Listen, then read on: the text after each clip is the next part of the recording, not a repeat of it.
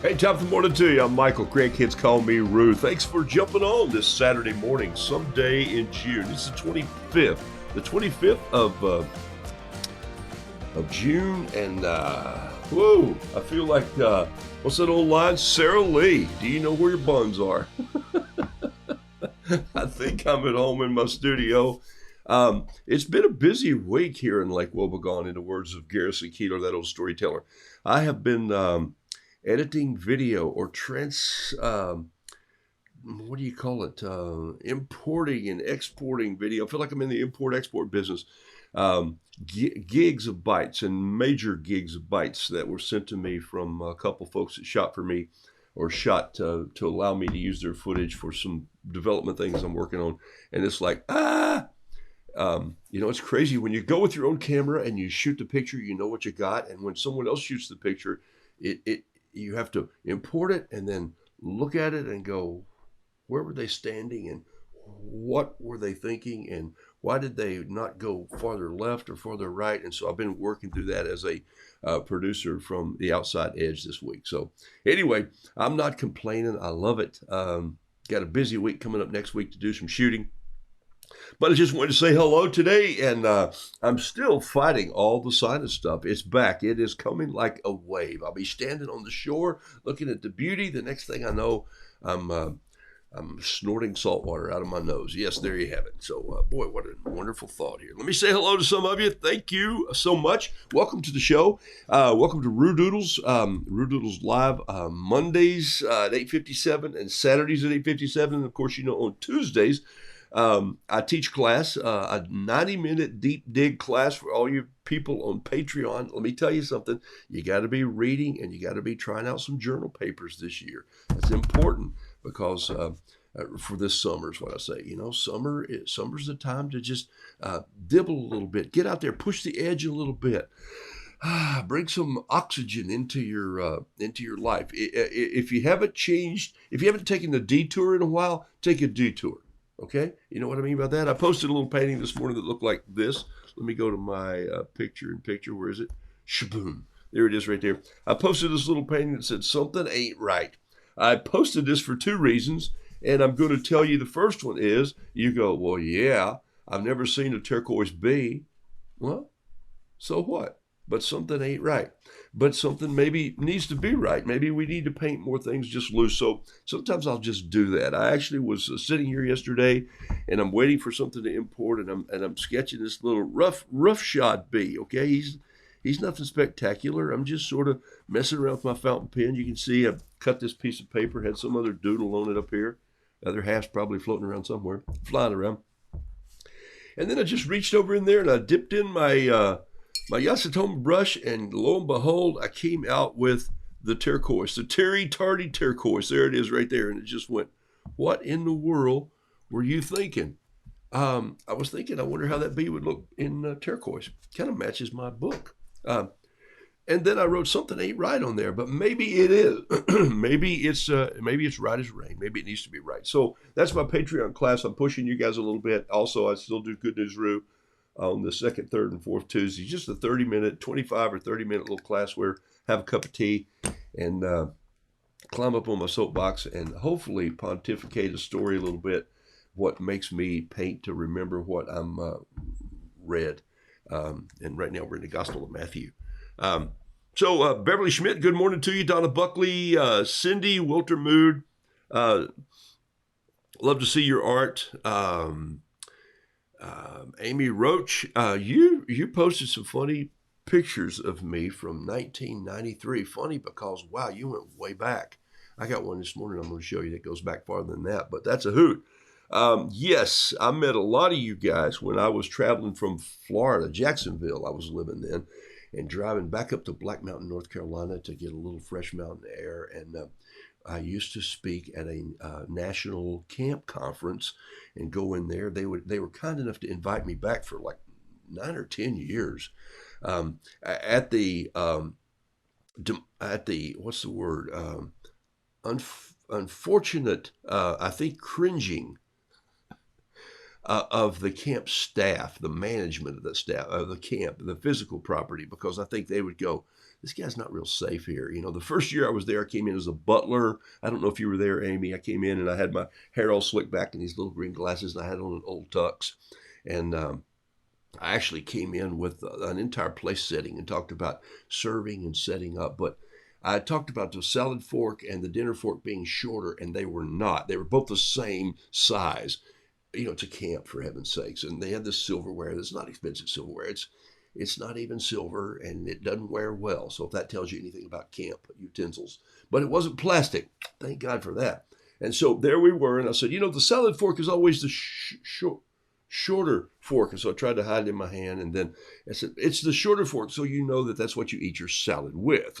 And I think I was saying this in a bit of a British accent at the time. And so I said, let's make it a true salad fork. And so I reached down underneath my cart. I had this cart, and I pulled out a hacksaw. And I laid it across the end, and I just started going, and I remember the kitchen staff watching me. And I turned around, and I remember the chef. He was an Asian guy who had been there about his second year, and I'd never met him. I knew just a couple of the guys who had invited me in, and they go like, hey, be careful with what you do. And I said, look, I've been camping for years. I'm not going to tear up anything, but everything's a prop. This is everything can be replaced. This is it's like this is a 17-cent thing, and I know what you pay less than a quarter. You'll pay almost 8 cents for these forks, so I'll give you 10 cents, and you'll make 2 cents. I sawed the handle off and held it up and said, "There's a salad fork." And he literally asked for a meeting with me later. The chef did, and said, "You ruined one of our dinner forks." And I'm going like, "Dude, are you serious? I eat with silver. I live with a bon vivant. She doesn't keep the silver polish just for Thanksgiving. We eat it with it every day." That's the truth. We eat with a silver fork every day. Some were her mom's and some were her pattern, but the point is, life's too short. Eat with a silver fork if you have one. If you don't, eat with one that feels good in your hand. Does it have 3 times? How do I get on that? Okay, the point is, Amy, you were in that camp when I used to do crazy stuff. We get in the middle of the night, and one time I built this huge contraption. Maybe you were there when Rick and I built this giant contraption that was a giant mousetrap, and it was a Rube Goldberg piece. It had about 15 steps to it that had to happen, and a crank turned, and a big sledgehammer swung, a foam sledgehammer swung through a plate of whipped cream into the rat of the week's face. And it was a buildup of the whole time. I love pushing you guys to do your camps better. Wait, I haven't changed. I'm pushing people to do painting better, art better. Not whether it's watercolor or acrylic or oil. I don't care if you're painting with old used motor oil on a highway or chalk. Just do something that causes the world to stop for a second and go, I like that. I like that. That's what you're supposed to be doing with art. Whew. Boy, I got on my soapbox today. You can tell when it's Saturday. Gene Anthalzer, thanks for being here. Karen Bender. Jason Nicholas. Jason, you should be out of school. Everybody's been waiting for you to get out of school and see what's next. I mean, nobody. What is the deal with New Jersey? Why do you put kids in schools until the end of June? What's the matter with you people? Have you never heard of summer break? It starts in May. I'm going to have to fly up there and have a little talk with the school board. Fern Skelly, thank you so much for being on. Janice Scott, Catherine Brousseau, Mary Hamilton, June Jones, Sue Kane, all the way from South Australia. Mary Quayle, good morning from all the town of trolls.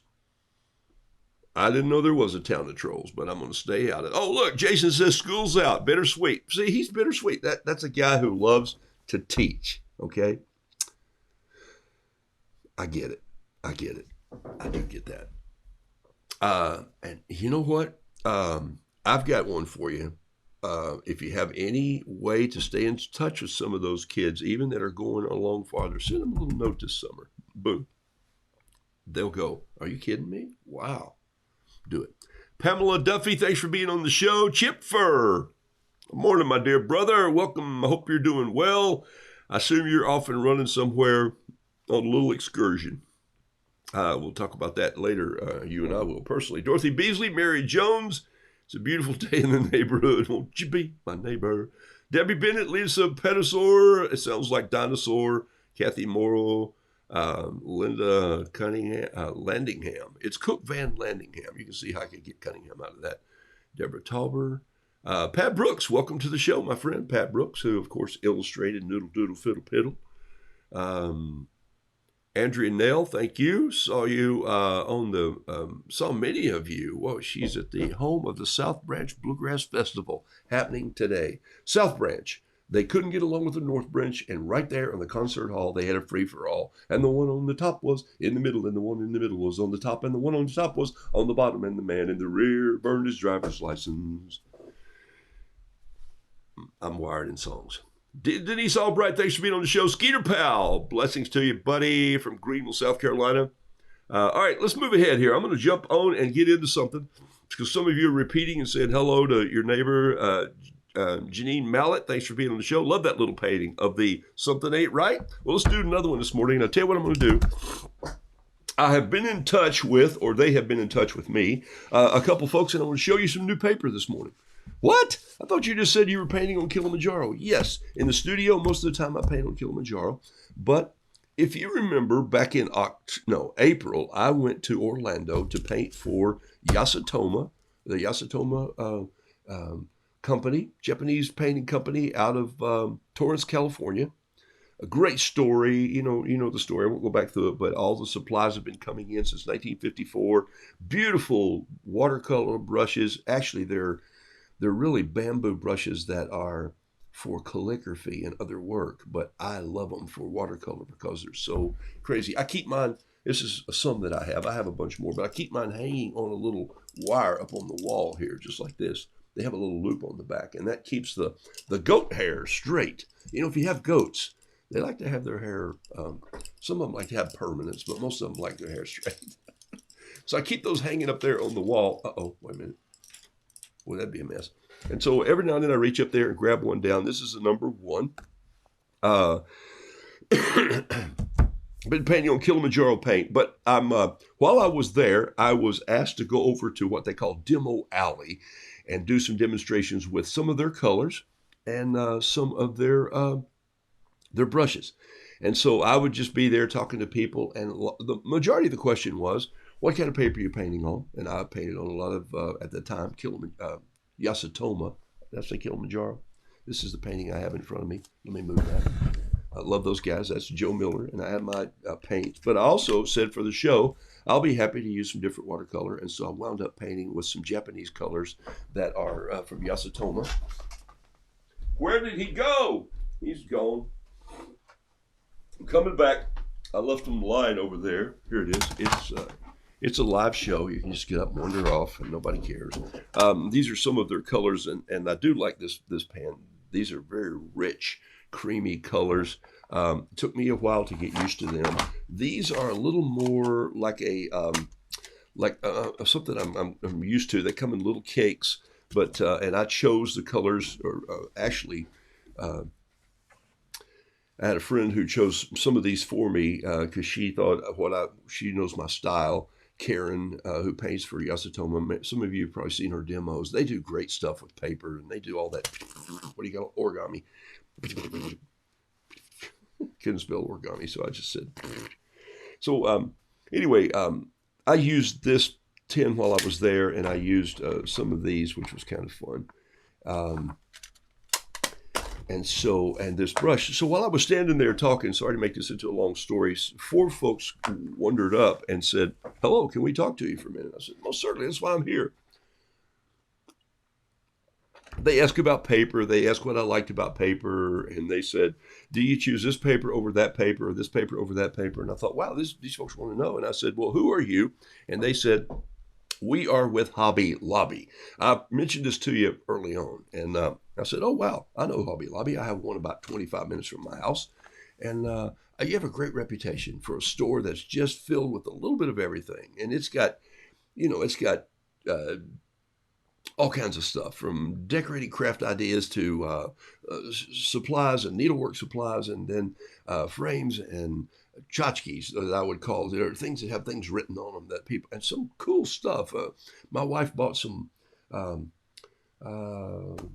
she bought some trays from there at Christmas that were just plain white wooden trays, and they were very inexpensive, and they were done really well, cheaper than I could get them at Michael's or make them myself. And I painted lobsters in them, and I put plexiglass over that, and so I gave a serving tray with a lobster because we've been to Maine, so that was a kind of a fun thing. So we search it, and then they have 2 or 3 aisles that are pretty, actually really good, more than pretty good, art supplies. And she said, have you ever used our art supplies? And I said, I have. And she said, well, tell us what you think about our paper. And so I got very serious and said, you just stepped into an area that if I tell you, I'm going to be very honest. She said, that's great. We would love for you to be very honest. And so I commenced to talk about their paper. And I said, well, I stopped and I got some 6x6. It wasn't as white as I liked. I like whiter papers. And you know what I'm talking about when I say that, right? Here's a piece of, I love this piece of artwork, by the way. This is Charles Reed. This is on fluid paper, fluid 140 pound. Look at this paper, and then see if you can see the difference, even in this lighting this morning. Look here. See the difference? Wow. This is a 56K light, which is a studio light kind of outside, and it's pointing at the walls, not pointing at me. That's why you don't see a whole lot of shadows here. That's why I use that. This would be an incandescent light. See that? That's not good.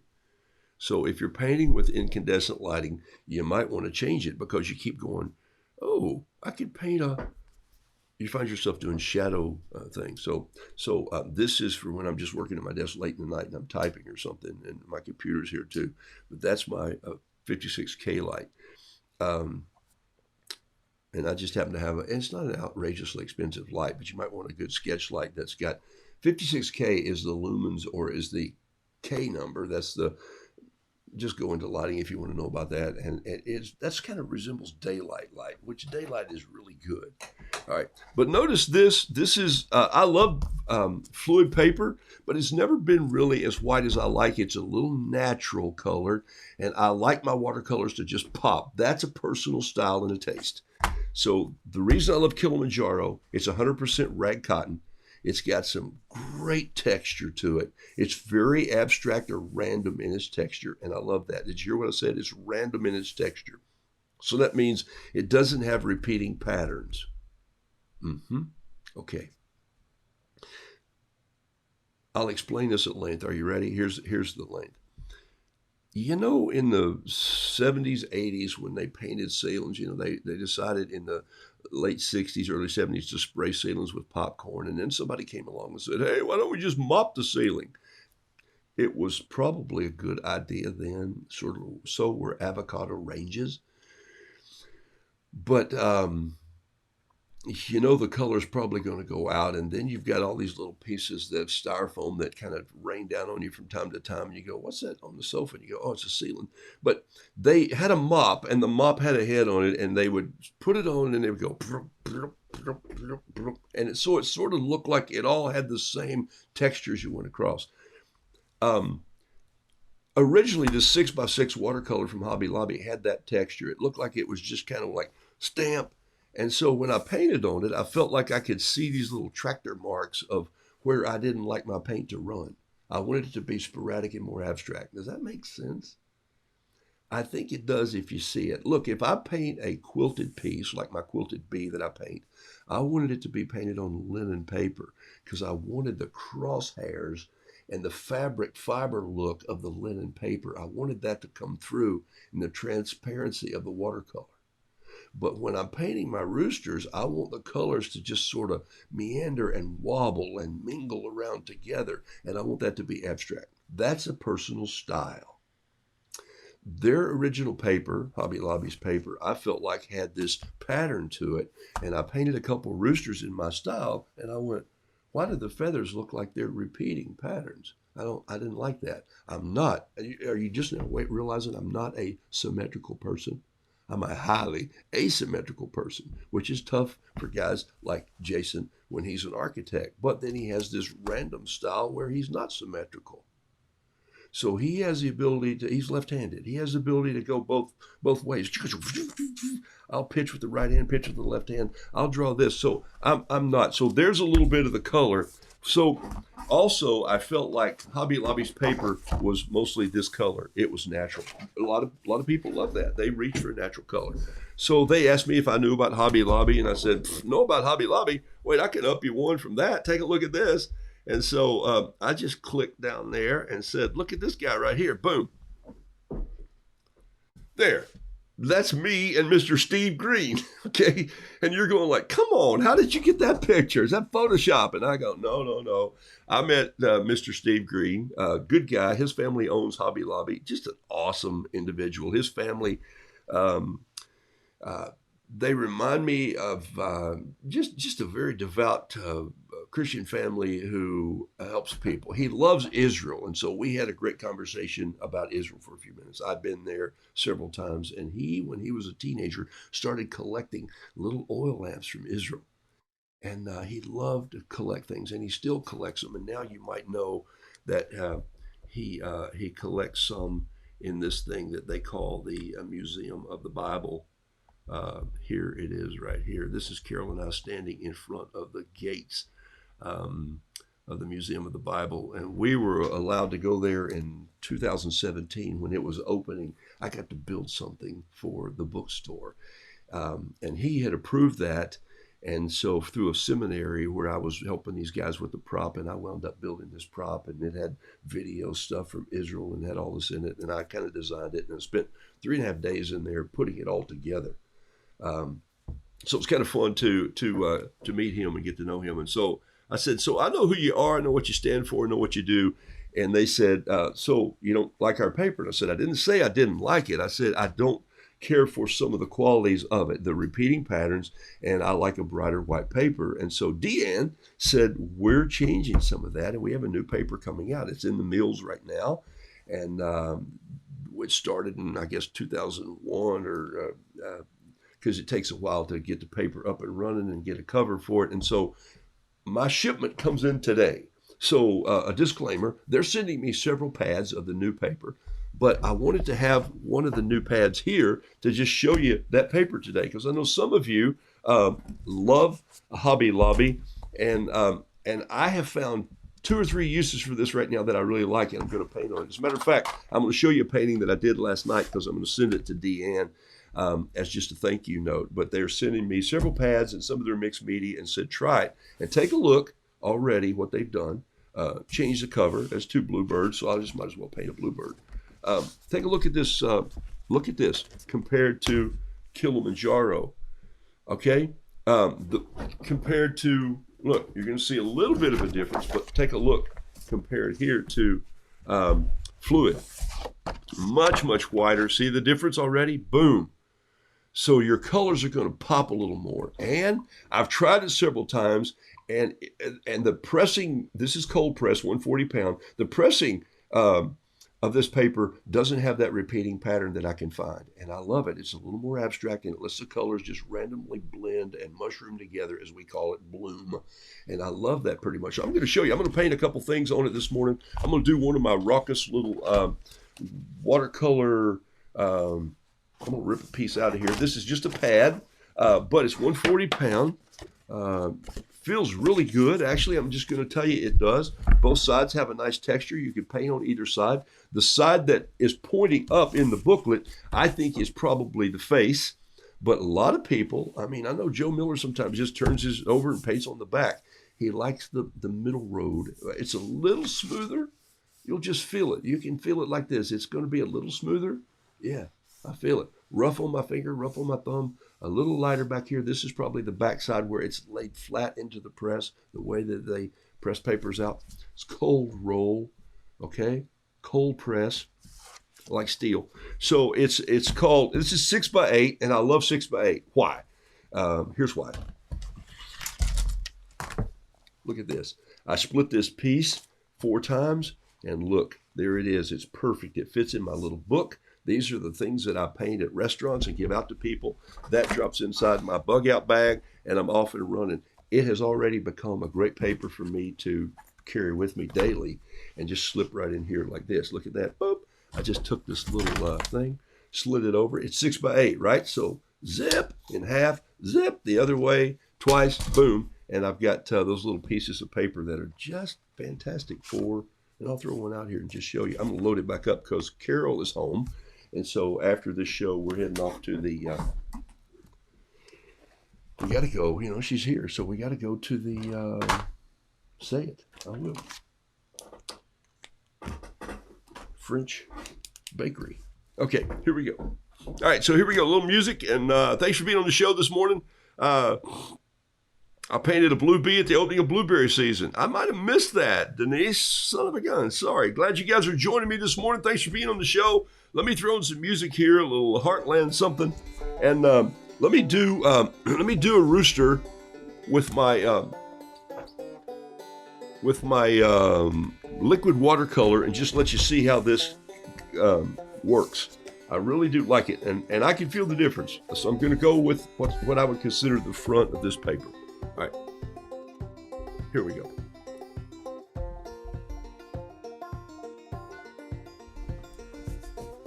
Let's see, a little rooster that's now let's do this one going this way. I don't paint many roosters going this way. There's a little fat little beak, and let's have him laid out a little bit like this, like he's searching for something. Let's do his leg down here like this. All right, do another little waddle there. That's the waddle. There's the comb. Grab this, I'm gonna grab a little bit of this Lamy pen right here and just bring a little bit of ink in there because I want this to just have a little more touch of darkness in a couple areas. And then I'm just gonna grab this brush, some clean water. Got some clean water sitting right here, a little mason jar filled.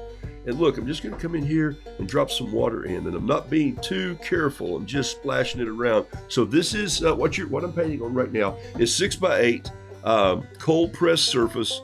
It's acid-free watercolor, 6x8, which I really do like that. Okay, it's a 140 pound, or if you're from South Australia, Sue, it's 300 GSM. Okay, and look at the price, folks. Can you see that? $6.99 for 15 sheets. Okay, I'm gonna. That's a thumbs up for you guys who just want great studio paper or paper on the road, and that's why I wound up picking this up. I was traveling up the interstate the other day. My grandson was with me, and we needed something, and I thought, ooh, what if that new paper's in at Hobby Lobby? And seriously, I got back home, I painted something on this, and I went, wow, I'm gonna have to write Deanne and tell her. And I got an email 2 days ago that said, hey, so sorry it took us longer to get the blocks into my office than I wanted. They're coming to you. And I thought I'd have it this morning. It was supposed to arrive Friday, but I'd already set aside time to do this, so no big deal. I'll have some more of it and I'll paint on it again. Okay, so what's happening already is you see that Lamy pen start to bleed, and look at it. I don't see any repeating patterns in the paper. I'm really thankful for that.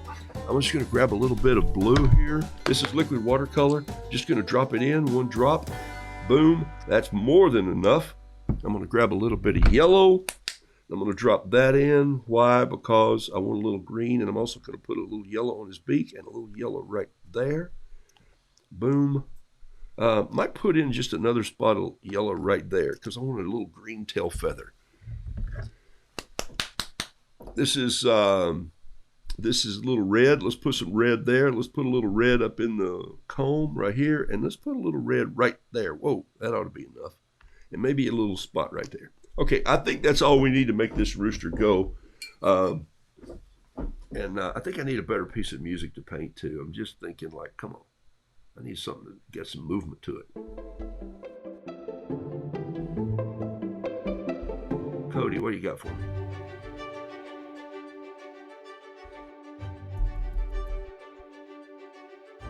Oh, that's better. I think I can paint to that. Actually, I don't know if I'm going to need to paint much, for heaven's sakes. It looks like it's painting itself. That's a good sign right here. So I'm really impressed with this new paper that they decided to come out with. And thank you for our conversation. I really felt like I was, I even sent them a note later and said, hey, was I too tough on you guys? Because you asked me, and I'm kind of one of those old, bold, block-headed, long-haired, tall, square chin, acting confident guys, and so I didn't want to be rude. And they said, no, we asked, and we appreciated you being honest with us, telling us what you liked, what you didn't like, Did you see what I just did there? I just took a paper towel, and where that paint had all globbed together, I just pushed down, and look at the colors that I got in there. Lighten that up a little bit.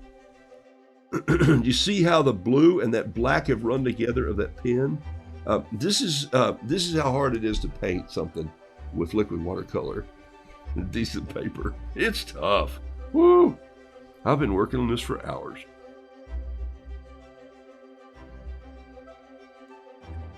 Now what I need to do is I need to go in here and get myself a little bit of this yellow, orange, red, and just let that be the foot color. Might have to get some more yellow in here. Whoa! I can paint to that. You notice that I left a foot off there, so I'm going to put it right here, like this. It's sort of hanging down. I'm going to put some toenails on there, a little bit of detail in that. I'm going to go get some of this orange here and bring it into this foot right here. I want some of this brown right here coming down. Whoa, that's going back. I'm pushing that back up. Might have to go in here and just be a little break with a paper towel. There we go. Got that. Stopped it. You're in charge of where the paint goes. How do you know you're in charge? Well, you're in charge of where the water goes. So I'm going to stop this water right here, and then I'm just going to bring out a couple little pieces. Don't you love that little green that just burst off the tail feathers there? I feel like this rooster needs a little bit of a bigger belly down here the way he's standing, so I'm just going to take some of that around. And I can see another spot that I'm going to adob, and that's an official watercolor word here in just a second. But I want to put a little bit of a embankment there. So this is Hobby Lobby paper. It's 140 pound. I don't know who painted the bluebirds. It's not signed, and there's no reference to those to the artist. I'm going to paint a shrimp on this too in just a minute. I've just sketched one out in a pencil to remind myself when I sit down here. It's called Master's Touch. There's a little logo from them. 15 sheets of 140 pound paper. This is a great size. And you know what? Do you know what fits inside your bug out bag? I think it does, doesn't it? I think it fits right in. Ta-da! Look at that. Voila. Voila. Okay. Didn't even know that until just then. All right. See, I just pulled that out of there, and I've got to put this somewhere so it doesn't get all over me. I'm out. My trash can's all the way over here today. Carol's already said, someday we're going to have new carpeting in the studio. And we're like, nobody carpets their bathrooms or their artist studios. She said, remember, this was a bedroom before it was your studio. Went, oh, sorry. All right. The son that lived up here for a while before he moved on in life and went to be a producer. Produced a couple, he's produced a lot of fun stuff, that guy. My kids are talented, all three of them. Blessed.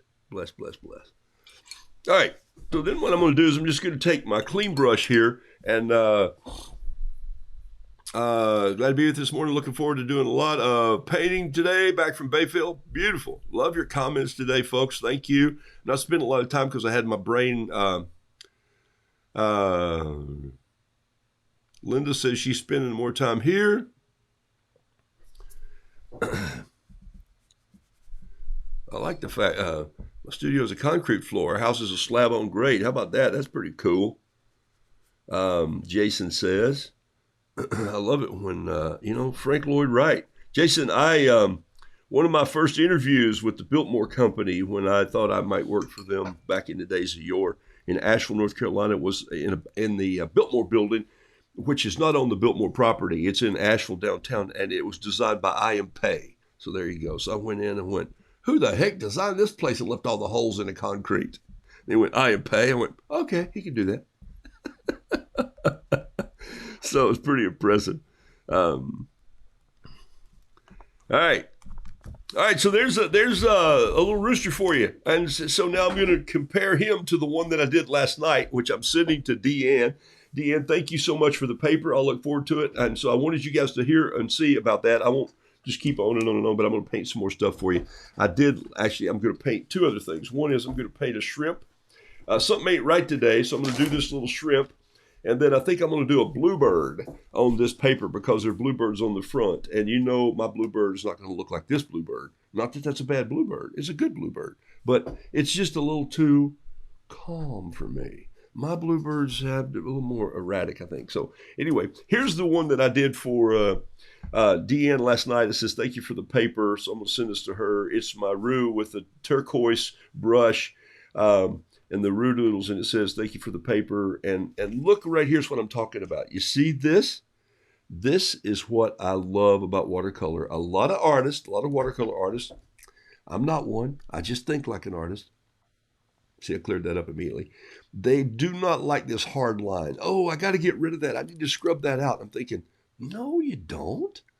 Nature has hard lines in it. It has a rough edge. What nature doesn't have in it are symmetrical forms. They don't have perfect circles. You don't see perfect triangles. You don't see absolutely straight lines and squares. You just don't see that in nature. So you just let it blend and go. That's why the patterns in the paper originally bothered me. I'm seeing patterns in here that look like I stamped it into the paper, and I didn't want that. I want my art, if you write down one note today, write this one down. I want my art, maybe you can say this someday, to look like it's been hand done. However grand or however not so grand, but done by my hand. That is what you need to learn to be proud of. It's your style that you're developing. It's not to just make the piece of art look like a photograph. It's not just, it is if you're a realist and you've been trained that. I get it.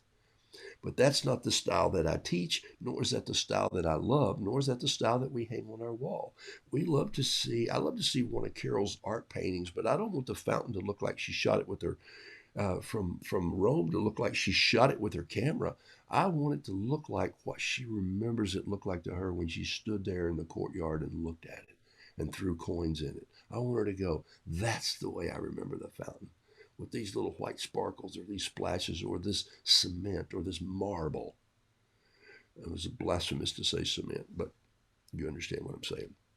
You see that line right there? That just comes when watercolor and water do their thing. It just comes when you let it alone and don't overbrush it. I'm not the painter that teaches brush marks.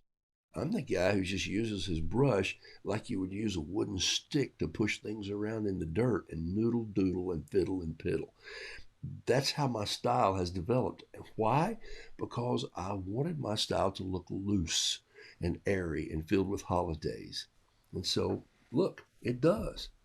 And so there you get the two roosters that I just painted facing each other. Back to back, they faced each other, drew their swords, and shot each other. Okay. All right. So there's, and maybe I should let Deanne choose, or this one will wind up. Anyway, that's the whole story. Spent a half hour telling you about that, but I painted something. I'm going to paint a shrimp, a shrimpy on the same. I need to lay this somewhere so it dries flat. There we go. This one's already dry. I can toss it over there. And here's a little shrimp that I just sketched out yesterday. All right, I'm changing pens. I'm going to go with a Kakuno fountain pen with a little piece of music here. Let's see. I don't know what's coming up, but let's.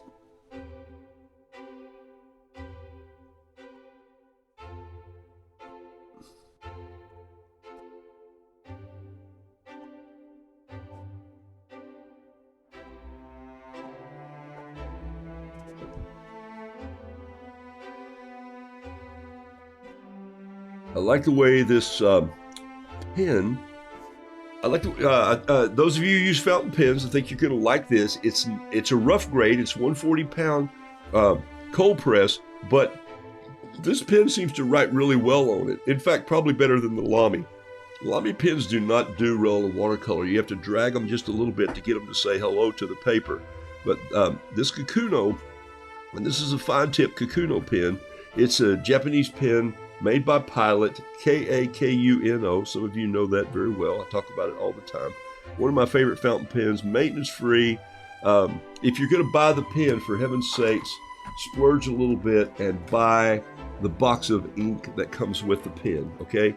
Just do it. The pen's about 16 bucks. The ink will cost you $5 or so, but there's the cartridges. I keep them not in this box. These just came in. I keep them in a little box here with all my fountain pen inks. But buy the one that fits. Don't buy the pen and go, oh, I guess I got to go to Staples, because Staples is going to look at this and go, we don't know what that is, and so they'll force all kinds of things down in there. It's not that they don't know; they just don't sell these kind of pens. Okay, all right. It's done pretty dogmatic today, don't it? Just one of those days, I guess. All right. So I'm going to take this pen and drop a little bit of just dark in here in the corners. Music is like, I don't know if I can paint a shrimp with this or not.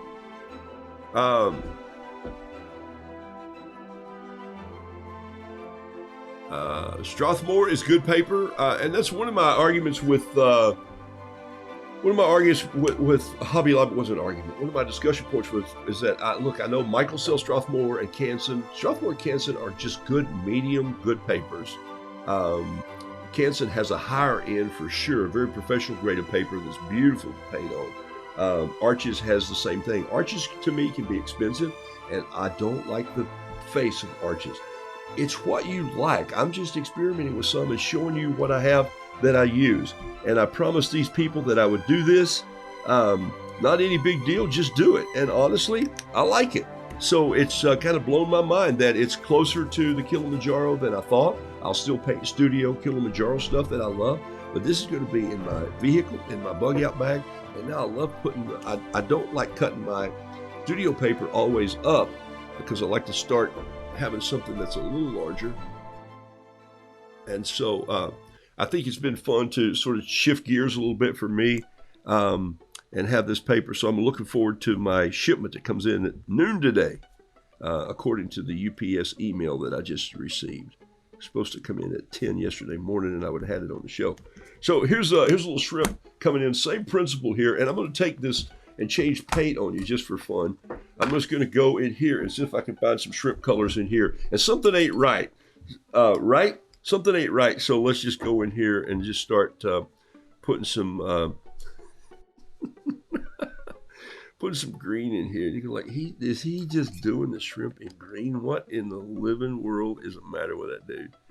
And I love it.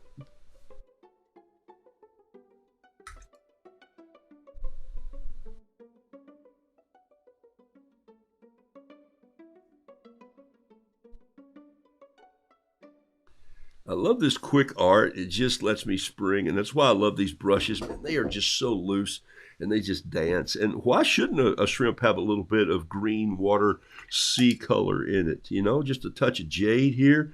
Just hit some jade around there. Maybe, what is this color right here? Is this a little ultramarine blue in there? These colors are all just mixed by Yasutoma. Great Japanese colors. I don't know what they use them for. I love this white right here. And I love the fact that some of that blue-green has sort of gotten in there to it. That makes me laugh. I like that color. Man, that is sea foam right there. All right, let's just put a little bit of a water spray in here out of this. What is this color? Oh, that is gorgeous. That's almost like a cerulean. I like it. I like it a bunch. Okay, so I think you can see that this,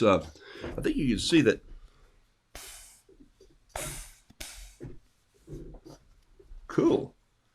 I think you can see that this paper is going to do really well for my style.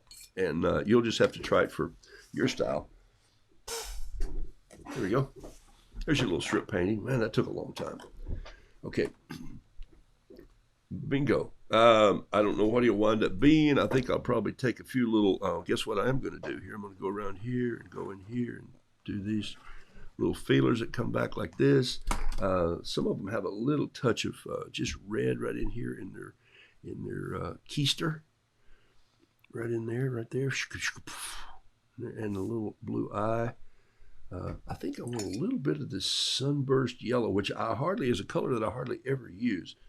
I didn't wet this color. I didn't yell wake up to my paint this morning before I started. So I'm liking that shrimp. Whoa! This guy has been too close to the cooking pot. Yeah, probably so. Paint the world not as you see it, but as you feel it. I love it. I love it. I love it. Yeah. Um,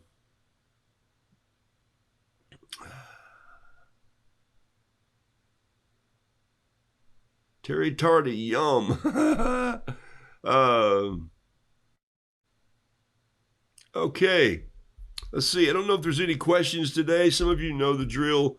So the paper's in the store? Yes, the paper is in the store. I think it shipped out to a lot of their stores today. I did get this one from the store in North Florida, I think, as I was heading through there the other day. I picked it up. I happened to just be walking down the aisle and I thought, oh my gosh, I was in there. My grandson wanted to stop and pick up a snap for a leather bracelet or necklace or something he was fiddling with. And he'd been at the beach, right? He was looking like a surfer. And so so I thought, I wonder if any of the new paper, and I saw this cover, and the cover reminded me of, well, I knew it was different. And so even though SKU number on it, well, it's the one with the bluebirds, and it's $6.99 for 15 sheets. And come on, that's about as reasonable as you can get. I pay a lot for my professional grade papers, and it made me think last year I should go up on my paintings. But so far, so good. I'm just hanging in there. All right, I like this. I like this. I might come in here and just lighten this up right here. Watch this. Boop. And then go get a little touch of something that I don't have right here. A little touch of orange. And just drop a little orange right there. That's what I wanted to do. Okay? All right.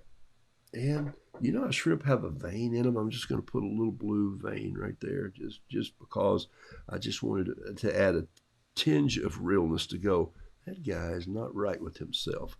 Something ain't right. That's what the theme is today. All right, there it is. I'll put a caption on that. Not going to put it down here in the floor. Shaboom. And let's do one more painting on this paper. So I've got some time. Got a few minutes here before I trip you off to the... there it is again if you want to see it. Justin asked, what's the texture like on the paper? Justin, I think I may have answered that since we talked last. It's going to feel like a Canson a little bit, but it doesn't have, I think, one more time, if you just tuned in, it doesn't have a repeating pattern. I think it's very random, which I really do like better than their older papers, especially their 6x6. I felt like it was just like shaboom, stomped out on the block. And so hats off to you guys in Hobby Lobby who are looking for, who are making your products better. And I think reasonable price, but also for people who are more serious artists than just those who come in looking for a crafts project. I don't want you to see it as just that, but I like who they are, like what they stand for. All right.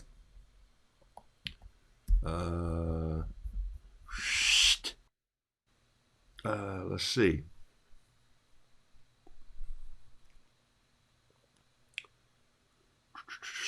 Gene says, looks like I have to go to Hobby Lobby.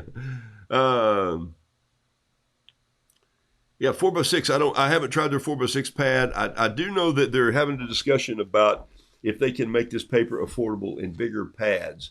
And that doesn't bother me, right? Because I hardly paint anything bigger than 9x12 anyway. And most of the time I start with a 6x8 or a 6x9. It's easy to ship. It's easy to mail. It's affordable. And what have I been saying about small art for 3 years now? Everybody has a place to hang a piece of small art. If you want some of your art to hang in someone's home, then start painting some small, good art. And I'm not talking about just your family. It's got to start there. Start hanging some paintings in some other people's that pay for your work. And if you always start with a giant piece of painting, you might get into. Sorry about my pencil sharpener. It's one of the old ones. All right. Bluebird. That's what I was going to paint. What did I do with the paper? Oh, yeah, here it is. Okay. See, it's easy for me to pick this up and go, that's the bottom. I could paint this on the bottom. It would do just fine. In fact, it's Chris Whitaker. If you're on the show, it's not going to feel like hot press, but they do have hot press coming out. I don't think it's shipped yet. Okay, I believe that's what Deanne told me. So here we go. Something else here to just, excuse me. Here's their bluebirds. Look at the little beak. See? That's kind of cool. A little straight beak there. And I'm going to curve mine just a little bit like this. This is the bluebird that I paint. It's my little bluebird. What happened to my music? Did it fall away?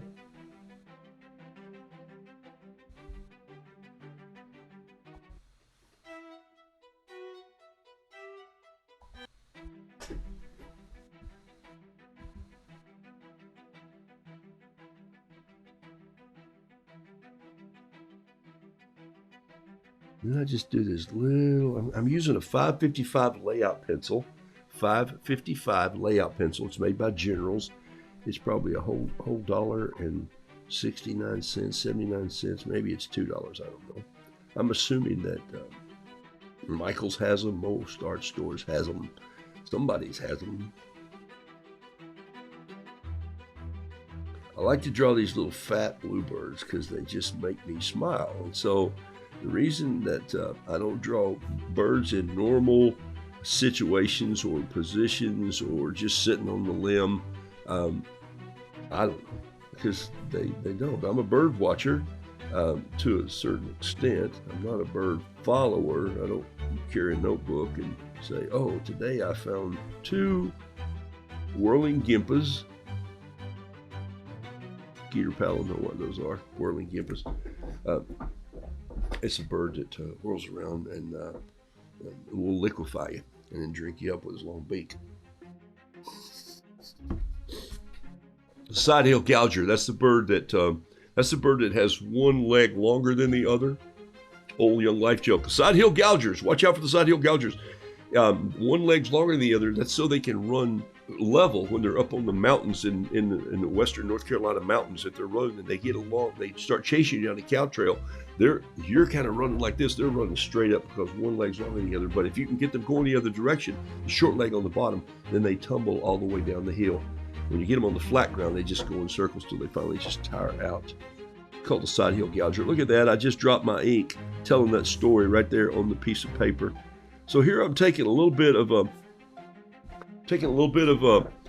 fountain pen and just dropping it in there. Then I'm going to take some of this. It's just a quick little bluebird. I'm just taking this pencil, laying it on its side, and just putting some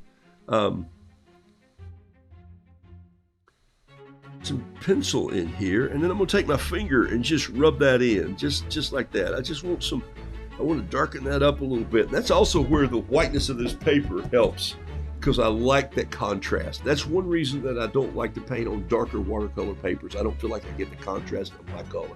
I may have not explained that good this morning when I was just kind of traipsing around telling you whatever it was I was telling you. I want to be excited and surprised by my artwork sometimes.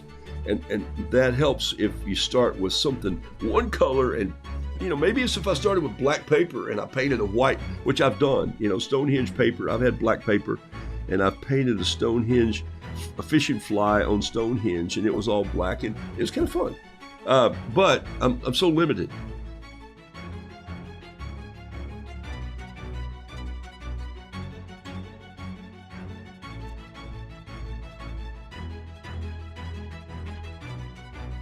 Music's a little dramatic for a bluebird, but I think you get the drift here.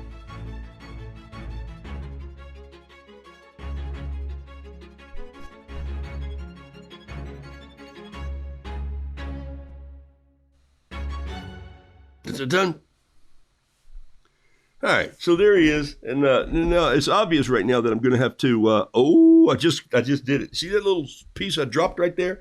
I'll turn that into something, and so we'll win here in the end. We'll win here in the end. Don't you love that when that happens? We all win in the end, folks, depending on where your school of thought comes from. Read an interesting passage, not a passage that sounds like I read an interesting from a guy named Howard. I think it's Howard Thurman. Howard Thurman was died in maybe the early 1900s. No. Maybe it was not until 1981. Maybe he was born in the late 1800s. That's what it was. I should get my story straight. But he was a writer, author, speaker, theologian, and I was reading something about him today, this morning, and I may close the show with it. It just blew my mind, and I thought, well, I'm going to contrast that to art. That's just kind of where I'm going to go with that. All right, so what I've done here is I just put some water in there, and now I'm just grabbing this blue, and I'm just letting that play into very loosely. And here's where this brush comes in handy. Notice I'm not using brush strokes. I'm just punching this beautiful little bamboo brush in there like this, letting it dance. That's what I call it. It's a little dance. And the reason it's so funny is because you know me, those of you who do know me, know that when I go to weddings with my wife, yes, um, I dance one dance. That's the one that we're supposed to dance together. And then I dance the other one that, here, let me show you. Right here, these two right here. Take a look. Ah, there it is. The one on the one in the white tux. Yes, he wore a white tux, and his hair is longer than hers. Oh shoot, it disappeared. Sorry. Let's see if I can go back and get that again. Hang on a second. Let's go back and get that. Nope, messed it up. Messed it up. Shucks. I don't think I can go back and get that picture. Here it is right here. This is from 1974. Carol's been sending me some photos. There it is right there. That's from 1974. Who's the guy with the long hair and the square chin? Our hair is the same length in this picture. Look at that, okay? And then here we were last week at a wedding for a friend. And yes, time wears on, and so do people. There we are right there. There she is. Real cool. All right, hair's still longer than hers. Oh, my gosh. And she just got home, and here's where she was. She was in the Rocky Mountains. Voila. Where is she? There she is. Yes, up about 9,000 feet. You see the tree line changing, another 1,000 right there, about 9.5. She's 500 feet below the tree line. There's a big waterfall that goes in right here. This is up on Piney Lake. There's Yaya doing her Yaya Splits the Globe. She found a big rock and said, wait, I got to do Yaya Splits the Globe. That's my crazy wife. I got to show you another picture. She sent this one to me by text. Look at this. These just popped in on my computer like day before yesterday. So here she is at in probably Vail in a big park at a music concert. But I want you to see, look at see right above her head, there's a guy in a green t-shirt. He's looking over there going like, what the heck is that woman doing? And then look at the lady. She's got her drink in her hand there. You know, one's got her finger in her ear. The other lady's looking like, oh no, is she okay? Or can she get up? Or I just think those are the funny things. Do you think my wife cares what other people think about her doing the splits while she's out? No, you know, she doesn't. She is just her own person. And that's what attracted me to this artist that I live with and who has changed my world because of how she views art. And so therein lies the sticky wicket, people. You've got to be bold in your style and quit worrying about what other people think and just do what you love. And then, but you also, if you want to sell art, you got to pay attention to what's out there market wise. And are you painting something that somebody's already remustered? Then why are you doing that? Do something that's yours. And that's going to be the thing that I push the most this year in my Patreon class. It's going to be a hard push on finding your style and then what it is that you're supposed to give the world. Okay? So that's kind of be my world. Here's my little bluebird. There he's sitting there like this, maybe just a little bit of a yellow there and a little more of a blue-green tail coming out right here. A little bit of need some probably a touch of titanium white just to splatter in there just a little bit. And I think I want a little more blue coming in off this feather right in there. But let me show you what I decided to do right here with that little mistake that I made here. I got 5 minutes to go. Here it is right here. I think this little mistake is going to become a little dragonfly. Look at that. Here we go. Put a little Terry Tardy turquoise on him. And then I've just got myself a little dragonfly right there in the middle of the painting. Did it. I did it. And then I got to put some earth in there. I feel the earth move under my feet. So I stayed with the same paper today. How about that? That's pretty hard to believe that I did it, but I wanted to do it just to prove to myself that I like this well enough to carry around with me and take places. And might put a little bit of royal amethyst under there just for a little bit of a color. Maybe just a touch of a splash in the sky. Ooh, got kind of crazy there with that. But there we go. A little bluebird is doing his thing. Come back in with this pencil if you want to and just give it a little bit of feather punch here. And let the pencil be your paintbrush too. Fine with that. Look, coming in there just like this. And then maybe, this is a baby bluebird, so all his feathers are not really lined out yet. So can you see what I'm doing there? I'm just these little dances around. I'm going to go in on that bluebird just a little bit here. You ready?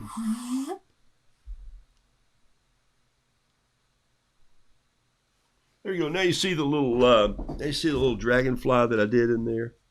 I'm going to touch him just with a little more of this blue on that wing. Perfect. Okay. So now I have this great little painting that I actually kind of like. And when I was just playing here, and it turned out to be a painting that I'm probably going to pass on to somebody. How cool is that, huh? Didn't even know what was going to happen, and it just happened. And that's what I love. So this is on this paper. So there's the bluebird facing the bluebirds. There they are. Okay? So it's all about style. It's all about what you want to paint. It's all about having some fun.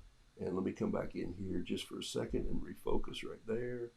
Kaboom and boom. And there we go. Okay. Hey, a couple minutes ago, I want to share something with you just as an inspirational thought today. And I brought this book up. This thing I read this morning affected me a little bit. And I thought, why don't I think like that? Hobby Lobby. Was that a question? Hobby Lobby always sells usually. Yes, they do have great sales every week. Watercolor, assuming your next year old butter chicken dish. I'm not sure what that was for, but love the personality of bluebirds. Thank you very much. Like his eye. Man, a lot of people on the show. Thank you so much. Here we go. Thanks for being around today. Something ain't right, so don't paint everything as you see it. Here's the painting that I did this morning. Look at it. It's just about dry. Look how bright and beautiful that is. And I'm loving this hard line right here. That's where the tributaries of the water come together. Freshets. Did you know that's the word, freshet? That's where the water comes down to the sea. I'm going to use that word right here for you this morning. Shoot, if I can find it. Rants. Did I just mark it and let it slip? Hold it. Yeah. Here it is. Okay, here we go. I'm reading from a book called Disciplines for the Inner Life. It was written by Bob Benson, and it's a lot of different writers. He's just pulled excerpts. He's edited all these things down. This is by Howard Thurman. Howard Thurman, if you want to look him up. There must be always remaining in every man's life some place for the singing of angels. Okay, so I'm not going to wax real spiritual or poetic here on you, but I want you to hear how he's written this. And just listen to it for a second. Man, this blows my mind.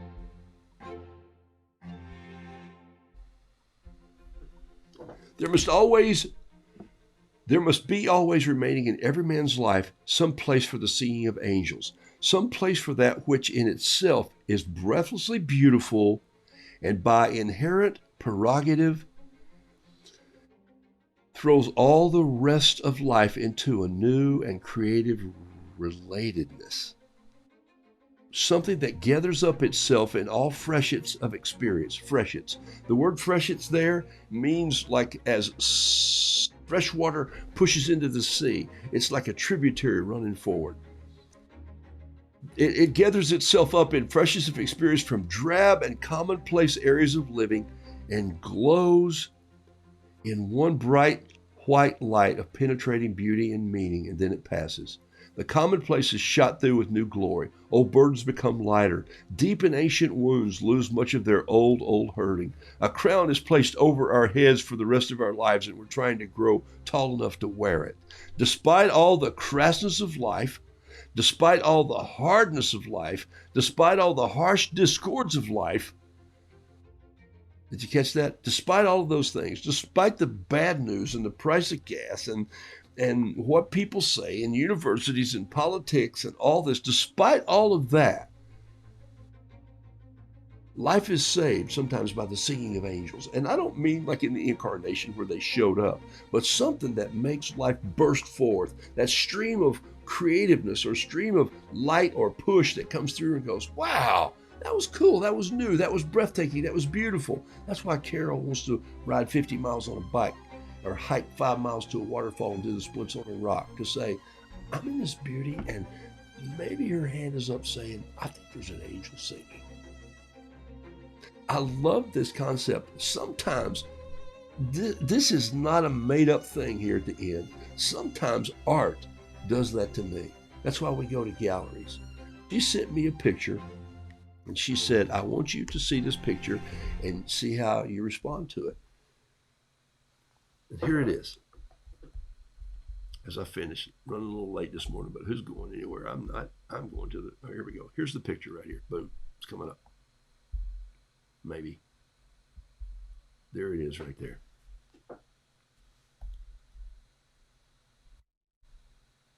Sorry. See this picture? It's all marked U.S. military. I have a pair of those white boots. They're snow boots. They were designed by the military in the early 40s when the 10th Mountain Division, tough Colorado mountains, trained for their fighting in Germany in the mountains and the Alps and all that. These are all the supplies that those men would need. She said, I went to this museum and I watched a film on the 10th Mountain Division that trained out here. And I go, wait a minute. Remember we met the man who was a part of that back in the early 90s, old guy then, who was part of that division, and he was working on a documentary of a film. And the men who started the ski slopes in Colorado are all men who came back from the war, who had been a part of the 10th Mountain Division. And so part of it is when you look into a window like that in a museum and you see this and you think, what were those men thinking? They were thinking about freedom. They were thinking about their families. They were thinking about serving their country. Pretty amazing. And so that's what I love about my wife. She, of all the times that she could have been outside, she went into this museum and said, look at this. These men carried this because every little piece of that gave them a chance to save their life, to save some other lives, to push back the evilness and the darkness of whatever surrounds us, the harshness of life. Whew. Sometimes I love the poetry that comes through art. Thank you for this community. Thank you for joining me last Wednesday night in a crazy auction. I talked for an hour and 42 minutes, I think, and maybe that's what's wrong with my sinuses today. But right now, I'm going to go and catch up and look some pictures for Carol and that she took, and have a croissant and a French pastry. I'm out of here like a herd of turtles. Appreciate you guys. And art can be those singing angels for you, okay? And I don't want to take away from Howard's story of probably theologically, he's saying there might be a time where we get awakened by something saying, hey, don't be afraid. Just do what you need to do, all right? I'm out of here. See you guys Monday. I'm going to post some paintings. I like this. I'm going to send this one or this one to Deanne so the folks at Hobby Lobby will know that I do like their paper. I like it very much. I'm going to slice some of it up right now and put it in my little book and drop it in my bug out bag. And I'm off to the patisseria.